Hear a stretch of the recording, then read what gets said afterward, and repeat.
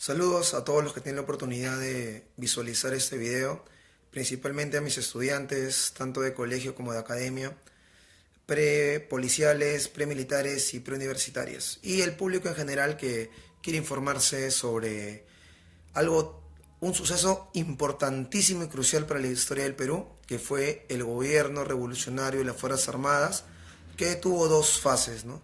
La fase del general Juan Velasco Alvarado, recuerden la reforma agraria, el Tupac Amaru, el Plan Inca, y también la del gobierno de Francisco Morales Bermúdez. En esa oportunidad, el docente Vladimir Molina, profesor de Ciencias Sociales y bachiller en Derecho, nos va a dar las características principales del gobierno de Velasco. Nos va a hablar sobre el cómo llegó, las reformas que se hicieron, el tema de la tierra. ¿No recuerdan esa frase? Campesino nadie comerá más de tu trabajo, ¿no? O bueno, lo va a especificarme el profesor. Este gobierno que entró en el 68 y terminó en el año 75, ¿no? Bueno, entonces espero que los que estén viendo ahora puedan darse el tiempo para traer algún apunte, algún documento para que puedan informarse sobre este suceso histórico que marcó el Perú.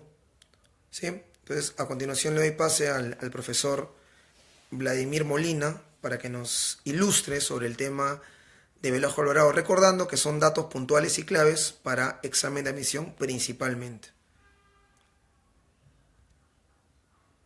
Muy bien, profesor. Muy bien, ya. Comenzamos con el tema de Velasco. Velasco era un piurano que comienza a ejercer, digamos, la comandancia del ejército, la presidencia de las Fuerzas Armadas, en el mismo año que el del golpe de Estado, es decir, en 1968. Hay que darnos cuenta que en esta coyuntura internacional y sobre todo nacional, la clase social, la oligarquía, la que posee la tierra ya está en declive. Y además hay un gran desprestigio de Belaúnde, que había sido elegido en 1963 y su mandato iba a acabar en 1969, pues, ¿no? O sea, un año después del golpe de Estado que efectuaría Velasco, pues, ¿no? Ahora,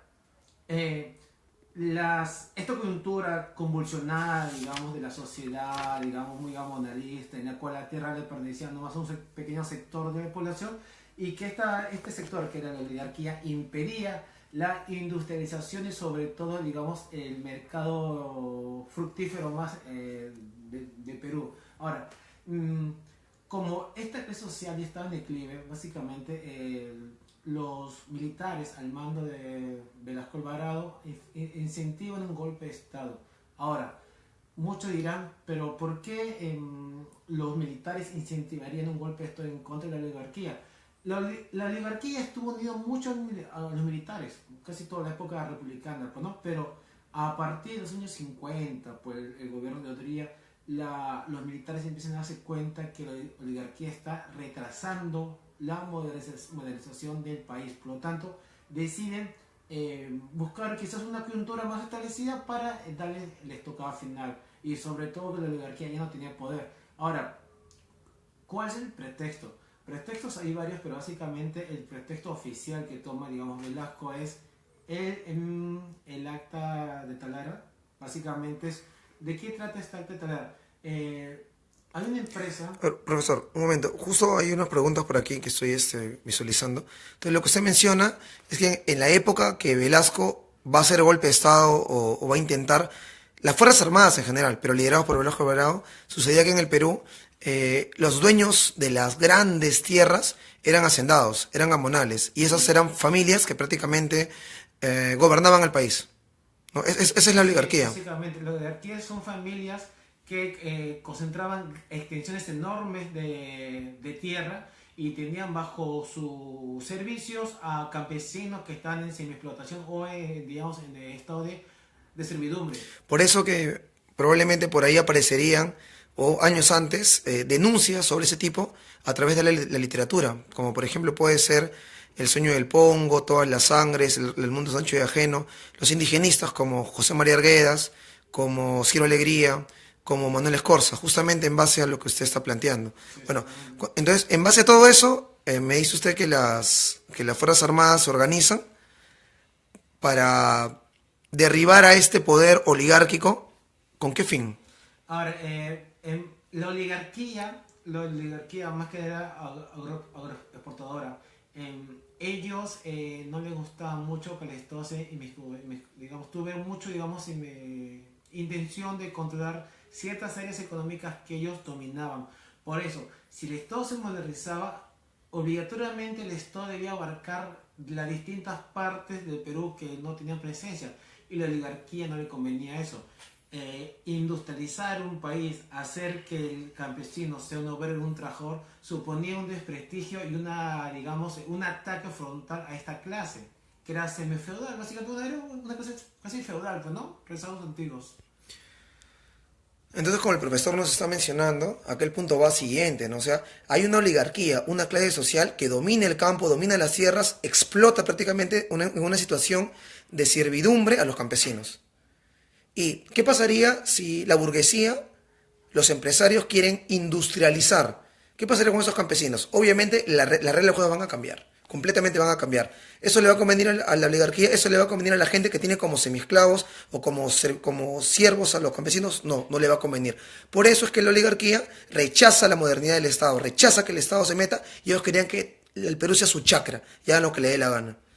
O profesor, me equivoco. No, muy bien, exactamente, porque al haber grandes extensiones de terrenos que dominaban ciertas familias, impedían que se industrialice, digamos, la sociedad, haya empresas, y estas empresas sobre todo requerían, digamos, mano de obra, obrero, y el campesino no tenía mucha plata, o sea, y sobre todo estaba en un estado de, digamos, de servidumbre, de semiesclavitud, por lo tanto, él no podía ser un obrero. Por eso, esta modernidad necesaria del capitalismo que estaba forzando a los militares a darse cuenta que era necesario darle estocada o irse en contra de la misma clase dominante que era la oligarquía. La burguesía es ahora la clase dominante, por lo tanto, ya los militares ya no deben servir a la oligarquía, sino ahora a la burguesía, al empresariado, pues no, los grandes comerciantes que ahora todos conocemos muy bien. Por eso dan esta estocada y sobre todo aprovechando, digamos, la mala imagen que ya tenía Belaúnde. Belaúnde, recordemos, prometía muchas reformas que no se dieron a causa de una colisión partidaria en el Parlamento, que es el Partido Prista y el Partido de Odría, ¿no? Ahora, estos partidos no apoyaban las reformas necesariamente de Belaúnde. Por eso, los militares, al darse cuenta que Belaúnde no iba a lograr con sus cometidos, con sus promesas electorales, a la fuerza incentivan un golpe de Estado. Muy bien, entonces como el profesor lo está mencionando, políticamente el Estado no hacía ni deshacía. Había muchas diferencias como hasta el día de hoy, no cada uno tiraba para su lado. Por otro lado, todo el Perú rural estaba dominado por familias que hacían lo que le daba la gana. La burguesía que quería industrializar, desarrollarse en el Perú, o sea, una industrialización económica no podía haber. ¿Qué se tenía que hacer en ese momento? Un golpe de Estado, y obviamente un golpe de Estado tiene que ser con armas. Y esas armas las manejaban los militares. Ahora el punto va aquí. Esos militares, como Videla en Argentina, como Pinochet en Chile, esos militares tienen una característica. Esa característica el profesor le va a explicar acá, porque el golpe de Estado de Velasco no es cualquier golpe de Estado militar, como cualquier otro que haya habido. Hay unas características particulares. ¿Cuáles son, profe? ¿O cómo fue? Y ahora, los militares, como ya venía diciendo, de los años 50, empiezan a diferenciarse, a demarcarse un poco más de oligarquía y toman ya más tendencia a una tendencia más progresista, digamos, nacionalista, revolucionaria, pues, ¿no? Algo así como lo que Ollanta nos quiso vender, ¿no? Claro, Ollanta nos quiso vender nacionalismo, porque no se definía ni de izquierda ni de derecha, siendo nacionalista, pero ya nos dimos cuenta que al final comulgó con la derecha, pues, ¿no? Ahora, Velasco Alvarado, con incentivo al golpe de Estado, usa un pretexto, antes de pasar al tema de la ideología, un pretexto del tema de Talara. La IPC, que era una empresa petrolera estadounidense, explotaba yacimientos petroleros en Piura, como La Brea y Periñas. Estos yacimientos de petróleos, esta empresa los explotaba. ¿Y cuál era el meollo y el problema? Era que básicamente ellos, aparte de tener favoritismo tributario por parte de del Estado, debían varios tributos. Aparte que tenía beneficios, no pagaba.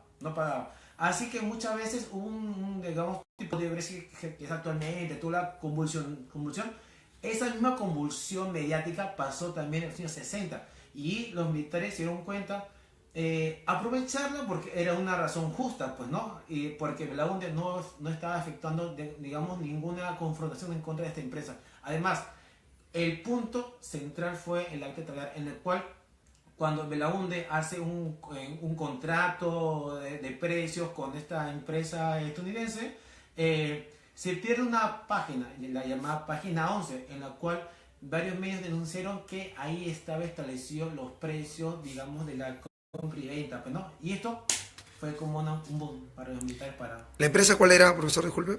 la IPC Norteamericana. norteamericana. Entonces, no solamente estamos viendo que la zona rural peruana estaba dominada por un grupo de familias que prácticamente hacían como si fuera su chacra, hacían lo que le daba la gana, no solamente con la tierra, sino también con los peruanos que vivían ahí. Número dos, a nivel político no se hicieron ninguna reforma, ningún cambio, ninguna lucha. O sea, esta democracia de Belaunde del año 63, donde entró, prácticamente sirvió para nada. Y lo peor era que todos los yacimientos y todos los recursos naturales eran explotados y saqueados por empresas extranjeras. El mayor ejemplo, la ITP, ¿no? Sí, Que era una empresa norteamericana que saqueaba prácticamente, succionaba el petróleo peruano. Entonces, cuando se dan cuenta sobre el contrato, ¿dónde está el contrato? ¿Qué pasó? Página del contrato, la página 11 del contrato no estaba. Justamente la página donde ahí se evidenciaba que el Perú regalaba pues recursos naturales con beneficio como lo que pasa ahora de coimisión, de corrupción. Esto fue como el detonante, como ha dicho el profesor, para que Velasco Alvarado diera el golpe de Estado. Continúe, profe. muy bien, sigamos. La gente que se rodea de Velasco básicamente son militares progresistas y algunos civiles de tendencia izquierda, pues, ¿no? Hubo también presencia anarquista con Javier Llosa, agrónomo en esa época, que incentivaron que las ideas progresistas, revolucionarias, nacionalistas se comiencen a acentuar. Ahora, ¿por qué? Debido a que había que industrializar el país, había que capitalizar el país. El feudalismo ya no es la vía, es más bien un rezago de tiempos de antaño, junto con la oligarquía que se le tocar en 1969, es decir, al año siguiente que Velasco tomó el poder, que es el 3 de octubre del 68, al año siguiente, en el 69, se hace la reforma agraria. Y en la reforma agraria se comienza a expropiar terrenos de estos feudos, de estos latifundios, para dárselos a los campesinos. ¿Cuál es el lema, profesor, si preguntan en el examen de admisión? Campesino no comerán más de tu trabajo. La tierra. La tierra no comerá tu... No, la tierra debe ser para quien la trabaja, ¿no? Esa es la conocida reforma agraria. Si lo puede volver a explicar así en breves palabras. Ya, la reforma agraria es cuando la oligarquía concentra mucha tierra, muchas extensiones enormes de territorio. Feudos. Feudos, pues, ¿no? Latifundios, ¿no? Latifundios que hacen recordar cómo era el medioevo, ¿no? El feudalismo. Para los tiempos modernos, para el sistema actual, que es el capitalismo, donde la burguesía actual, la comerciante es la que está dominando, la oligarquía era, digamos, un rezago de una clase dominante que ya no debía existir ya en el Perú, pues, ¿no? Pero existía, supo mantenerse en el Perú, supo mantenerse con el tema de los militares, con la digamos, nula organización revolucionaria de ciertos sectores progresistas o de izquierda, pues, ¿no? Porque recordemos que en la mitad de los años 60 se dan guerrillas que son derrotados a los meses, pues, como el MIR o el ELN, pues, ¿no? Incluyendo ahí a nuestro poeta Javier Heró. También ahí murió, pues, ¿no? Es más, por esas circunstancias, los militares se ven necesidad de algún golpe de Estado, porque si ellos no lo hacían, iban a ser uno de estos grupos que iban, digamos, que estaban haciendo. Es más, un dato importante, Sendero Luminoso nace porque interpreta la realidad como que el Perú es un estado semicolonial o semifeudal, cuando después de la reforma agraria ya el Perú ya no era semifeudal, ya. O sea, es un buen dato que siempre hay que sacarlo. Muy bien. Entonces, como plantea el profesor, ya claramente lo he dicho, así de simple. Velasco dice, ley, las tierras donde los campesinos trabajaban, ahora van a ser de ellos. Se acabó. Ahora lo que yo quiero saber, profesor, es el tema de las empresas. Nosotros ahora no tenemos ninguna sola empresa nacional, no estoy hablando de empresa de un peruano, empresa estatal, que produzca algo. O sea, compramos televisores hechos en otro país, licuadoras, refrigeradoras, carros, aviones, todo lo compramos hecho en otro lado. Hasta un chip de celular no se puede realizar acá. Todo más en China, en Taiwán, en otro país, o es norteamericano y todo lo demás. ¿Qué pasó con la industrialización en la época de Velasco Alvarado? Velasco empieza, digamos, la industria, la expansión de la industria nacional.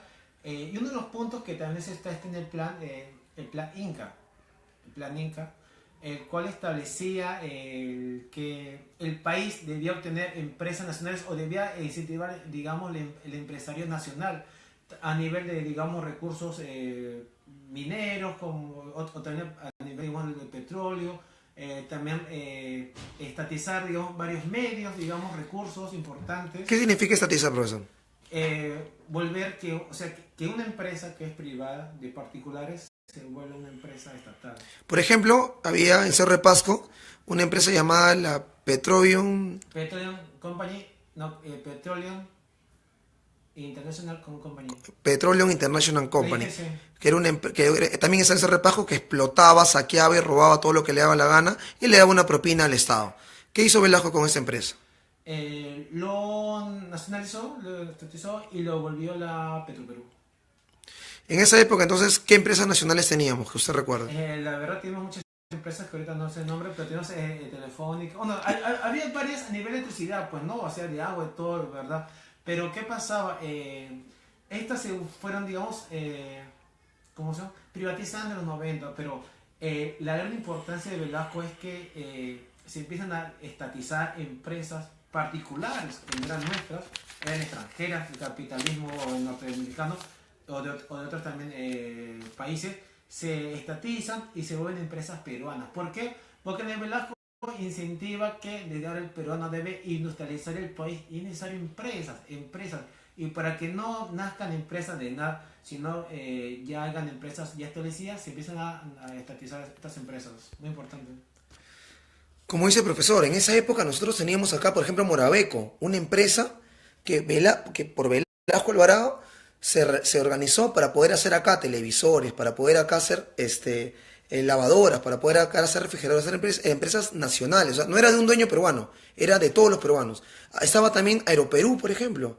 Teníamos una línea de aviones, creo que no tenemos absolutamente nada. Teníamos Cider Perú, Hierro Perú, Petro Perú. Teníamos Telefónica el Perú. Ahora la Telefónica le pertenece a España, a Movistar. Teníamos Electroperú también igual. Ahora la Luz del Sur, todo le pertenece a Chile. Entonces, en la época de Velasco Alvarado se desarrolló la industria nacional en la medida que se pudo y obviamente bajo las condiciones liberales del mercado, porque Velasco no era pues un presidente socialista, ¿no? Ahora, si Velasco Alvarado, profesor, rompe relaciones con los países extranjeros, principalmente con Estados Unidos, que veía al Perú como su chacra, ¿con qué país se va a aliar entonces? ¿O cómo va a quedar solo? Porque si no está con Estados Unidos, ¿con quién está? Es una buena pregunta. En ese momento vivimos la Guerra Fría, la lucha entre dos potencias, la estadounidense y la soviética, Rusia, pues, ¿no? Para dejar esclarecido.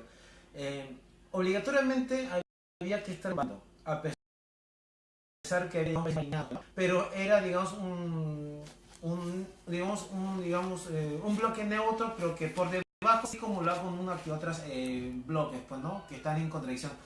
Velasco, a causa de la IPC y otras empresas, viendo que el capitalismo norteamericano había hecho efectuado explotaciones acá en el Perú, la opción lógica o razonable que quedaba en ese como opción era nomás irnos con el bloque soviético, con el ruso. Por eso Velasco comienza a incentivar o tener tratos comerciales y militares con la Unión Soviética en esa época. Muy importante. Muy bien. Entonces, digamos que como balance, Velasco desarrolló o sea, ¿qué balance usted saca en las cosas que yo sé, puntos básicos? Lo primordial es sobre todo la reforma agraria. ¿Por qué? Porque él hizo algo que ningún presidente y ningún dictador antes de él quiso hacerlo. Sobre todo porque en esa época donde la oligarquía estaba fuerte, nadie se atrevía. Pero Velasco se atrevió por su entorno. Hay que recordar que su misma esposa, Consuelo González, fue una activista política de izquierda. Y además su entorno era de esa tendencia, pues, ¿no? Que se contraponían a la clase dominante y buscando una sociedad, digamos, futura más igualitaria, pues, ¿no? Y al final él quizás calcó esas ideas con su entorno militarista y estaba dejando la oligarquía y quería ya eliminarla. Y por eso él dio el paso. Muchos lo jugarán, muchos lo alabarán, pero lo que hizo no es que fue necesario. Muy bien, como para ir acabando esta charla, esta exposición del profesor sobre datos puntuales sobre Juan Velasco Alvarado, Mencionar, pues, ¿no? De que si Velasco Alvarado venía con una posición nacionalista, defendiendo el desarrollo industrial, dándole tierra a los campesinos, creando cooperativas para los ciudadanos, desarrollando politécnicos a nivel cultural, a nivel ideológico, inclusive creó los primeros supermercados en el Cono Norte llamados Super Exa, que eran supermercados Tupac Amaru, que eran mercados que hasta acá en Caraballo existen hasta el día de hoy. Bueno, ya no pues como supermercados, pero está la infraestructura. ¿Por qué sale Velasco? ¿Cuál es el problema? O sea, ¿cómo así? ¿No? O sea, si estaba desarrollando, avanzando y creando de una u otra manera desarrollo industrial y defendiendo al obrero, al campesino, defendiendo al ciudadano de a pie, ¿cuál es el problema? ¿Cómo salió Velasco Alvarado? Ya, Para finalizar, profesor. al final es un mandato que dura como 7 años, de 1968 a 1975. Un año antes o 2 años antes, él tiene una enfermedad grave que incentiva o hace que se le ampute la pierna derecha. En ese estado y viendo que algunas reformas, digamos, tenían dificultades en desarrollarse, porque hay que darnos cuenta que el campesino ya tenía ya la tierra, pero faltó capacitarlo, pues, ¿no? Capacitarlo, pues, ¿no? Muy importante. Además, había ciertos sectores políticos que están en contra de él, lógicamente, pues, ¿no? En política hay varias ideologías y se contraponen. Viendo digamos, ese momento, digamos, de decadencia de Velasco, se aprovecha y se incentiva un golpe de Estado, el llamado Tacnazo de Francisco Morales Bermúdez. Él incentiva este golpe de Estado y al final él comienza a revertir todas las medidas nacionalistas, revolucionarias, progresistas, de izquierda que él había incentivado con su entorno, ¿no? Esta se llama la segunda fase del gobierno revolucionario de Fuerzas Armadas. Revolucionario creo que ya no...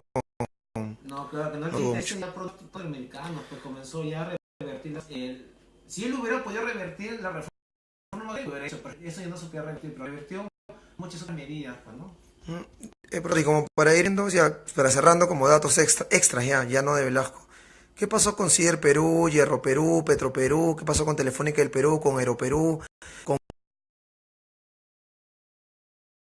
Moraveco y con todas las fábricas que tenemos? Se fueron privatizando en la década de los 90. ¿Qué significa? Que las empresas nacionales que son del Estado, pues, ¿no? Se empiezan a vender a los particulares. ¿Y quiénes eran los particulares? Básicamente extranjeros. Pues, ¿no? ¿Aliados de quién? Aliados del imperialismo norteamericano. Y pues, Fujimori, ¿no? Fujimori, pues, ¿no?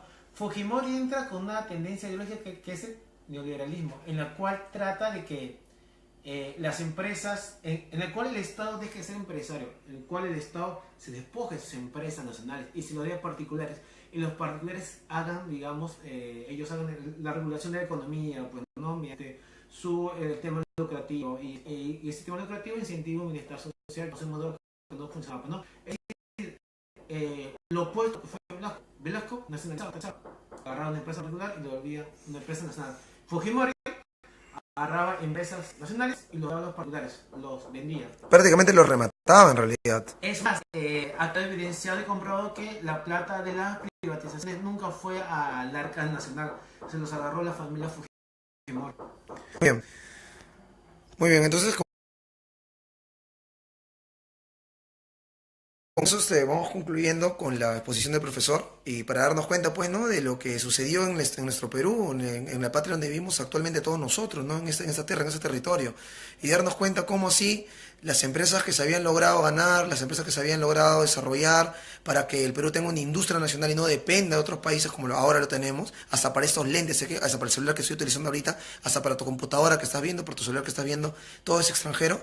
Velasco trató de que se desarrolle acá, inclusive si se ensamblaban carros en la época de Velasco aquí.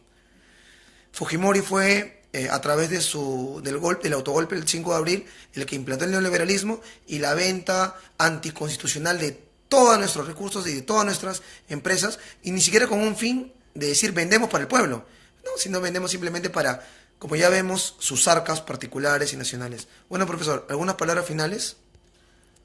Sobre todo que cuando estudiamos el tema de reforma agraria, estudiamos con el tema en sintonía con la oligarquía, con las clases dominantes. Es importante porque la historia trata de sucesos, de acontecimientos, de luchas que acontecen entre las poblaciones que son dominadas versus los que son los que dominan, ¿no?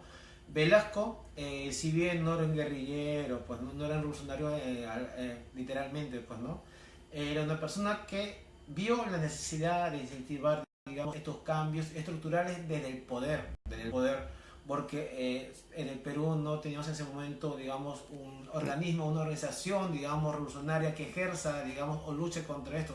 Y ahí se hincapié en que las guerrillas que se incentivaron en la mitad del siglo60 por tendencias o influencias de la Revolución Cubana fallecieron, murieron, pues no, o sea, se disolvieron, pues no.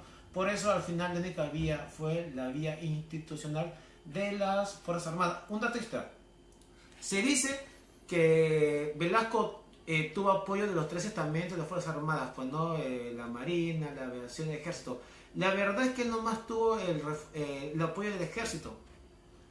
La aviación y la marina se acoplarían después del golpe de Estado porque ya era un hecho consumado. Y Belaúnde, cuando fue, digamos, cuando se le quitó el poder, cuando se le dio el golpe de Estado a Belaúnde fue deportado a Buenos Aires.